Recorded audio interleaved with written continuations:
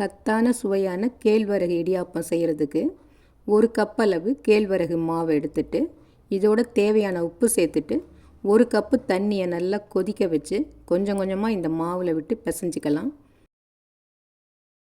1 cup கேழ்வரகு மாவுக்கு 1 cup தண்ணி போதும். இந்த மாவு வறுக்காத மாவு தான், பச்சை மாவில் தான் நான் ஊற்றி பிசைகிறேன். இப்போ தேவையான தண்ணி ஊற்றி நல்லா திக்காக பிசைஞ்சிக்கலாம்.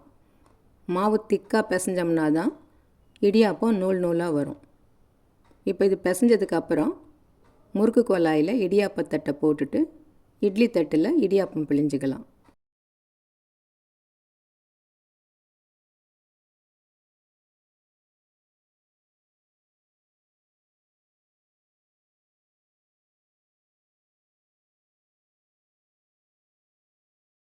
ஸ்டவ்வில் இட்லி பாத்திரத்தில் தண்ணி கொதிச்சிட்ருக்குது.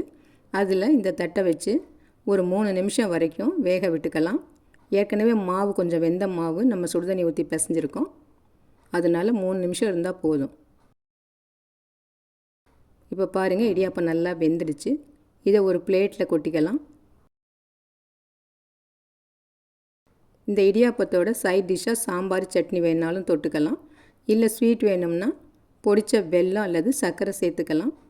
நான் ஒயிட் சுகர் தான் சேர்க்குறேன். அதோட துருவின தேங்காய் சேர்த்துட்டு நல்லா பெசரி விட்டுக்கலாம்.